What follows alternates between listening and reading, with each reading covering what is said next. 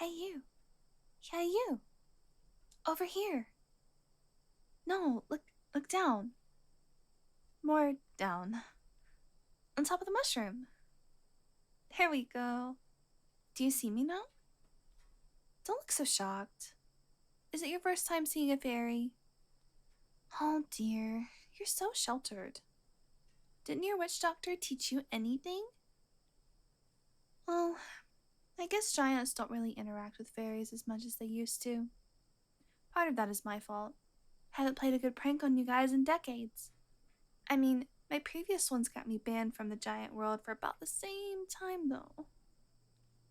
Oh, I'm sorry. Is giant offensive? Okay then, I'll call you human. It kind of sounds weird, though. Like I'm a scientist or a scholar. But that's beside the point. I know you're probably in shock from seeing a fairy for the first time in your life, especially one as mythically beautiful as myself. Not to toot my own horn. Excessively, anyway. But I need you to get your head out of the clouds. We need your help. You see, there's a wedding coming up. It's between a fairy and a human. Now, this isn't just a normal wedding, it's special. Anyone who is anyone will be there. Even the She have declared their intention to visit. And it's not just the guests that are a big deal, but the activities too. There'll be brand new wines made by the most prestigious brewers. There'll be original poems by the most famous bards. And not to mention, Alvinia will be there. What? You don't know her? Oh, I thought you people would have at least heard vague stories or something. She's the biggest dancer in all the courts. She does this trick where she furls up her wings. Maybe you don't really get it, but basically, that's really hard to do and is super chic. Long story short, this wedding is super important. There's just one problem. I mean, we have no shortage of fairies in attendance, but we don't have any humans to represent the groom. You know, really make him feel at home. Or at least as much as he can feel in a normal realm where everything isn't disgustingly consistent. For instance, we crafted a really big chair for him. Humans freaking love chairs. Am I right? Don't get too excited. It's for him. But, anyways, let's cut to the chase. We need a human in the audience. And you're a human. I think. My picture book had you guys like breathing fire, but I think that might have been the artist taking liberties. She's kind of notorious for drawing everything with fire breath. You see where I'm going with this, right? We need you to come with us to basically represent giants. I mean humans, for guests. Please follow me. Okay, so you see this bad boy? I know it just looks like a bunch of mushrooms in a circle, but that's because you're not educated in the ways of fairy infrastructure. This here is a fairy ring. It'll take us to the fairy realm. Now, it's not quite as simple as just step right in and poof, but it's not that hard either. So, first things first, you'll need a fairy to help you. Luckily, I'm here. But there's more to it than that. There's a sort of toll you have to pay. Well, it's kind of like a trade. Essentially, it's a gesture that assures that you're visiting in good faith. Do you have ink and paper? Good. I need you to write down your name, full name, first and last, as well as middle if you have one. Did you finish? Okay, give it here. That's your name? Jeez. And I thought Greg had a weird name. No offense. Anyway, I have a wheel of mouse cheese here with me. Take it. Trust me, it's good. Don't eat too much though, because there will be food at the wedding. Gotta save your appetite. There we go, that should do it. Okay, before we go, do you have everything? Watch, wallet, rabbit's foot? You don't carry rabbit's feet? You guys have so much to learn.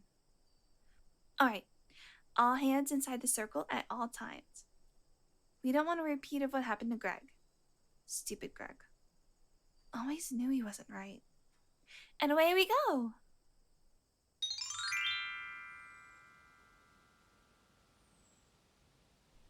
Now, first rule of the fairy realm, don't accept food from anyone. Just trust me. What about back there? Oh, that was fine. Don't be such a worrywart. That happened to be in the human realm. Completely different. Unless you have some weird rules about giving food in the human realm. I wouldn't know. I flunked out of my humanology classes for trying to turn the teacher purple. Can you blame me? It was really your color. Hey, how long can you dance for? 4 days? 5? Less than 1? Wait, you're serious? Never mind. I'll just tell them that human dances traditionally don't last more than 8 hours or something. Don't rat me out. You do know traditional human dances, correct? Just make something up. They can't tell the difference. As for the fire breathing thing, is that real or just a myth? Okay. Damn, though. I lost a bet. Also, would have loved to see you breathe fire while you dance or something. No. I'll take it out on Greg. Oh, I can see the fire up ahead. We're almost there. Just a little bit further until our wedding. What do you mean you don't see a human there? Of course you don't. You're the human. Didn't you hear me? I said this is our wedding. You are my groom. What do you mean you never agreed to this? You sold me your name. That makes you mine. That part about the whole accepting food thing only mattering in the fairy realm? Yeah, that wasn't quite honest. Though what did you expect? Didn't anyone ever tell you not to trust a fairy? I mean, our whole reputation is about being tricksters. You're so naive. But that's what makes you cute and fun to prank. You'll be an excellent husband. I mean, that 80-year-old brat Flax keeps on making fun of me for being single and boasting about how her husband is so freakishly tall, at 6 inches. But you, look at you. You must be like 14 inches. I'll finally be respected. I'll finally be invited to the dances that last more than a week. You know, the kind that actually matter. And you know, I've always wanted a human husband, even if you can't breathe fire. I might have failed humanology, but it's kind of hard to pass when the teacher themselves don't know what they're talking about. She still thinks humans can't fly yet, you know? But I know. There might be a lot that I don't know about humans, but there's still a lot I do know. Way more than the average fairy. My mother collected books, you see. Books about humans. And I fell hopelessly in love with you and your history. Because you are so much more mischievous than us fairies. I hate to admit it, but you can really teach us a few things. Is it true that you killed more than 80,000 with a single bomb? I read that you made an entire species go extinct. I can't even begin to imagine that. Fairies can be cruel, but it's a very childlike cruelty. Random acts of savagery. Picking the legs off a bug here, feeding chocolate to a dog there. We can't even begin to approach the systematic brutality you humans display. Hey, what are you thinking of? Let me guess. Is it how to kill me?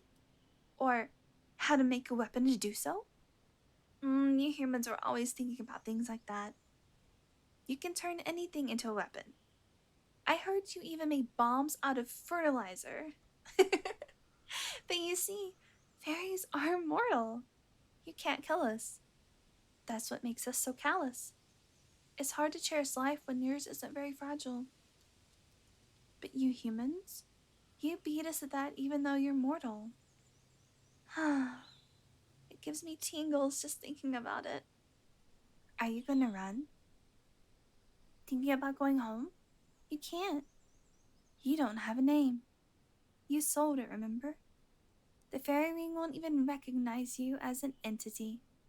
Oh well, looks like you'll just have to stay here with me.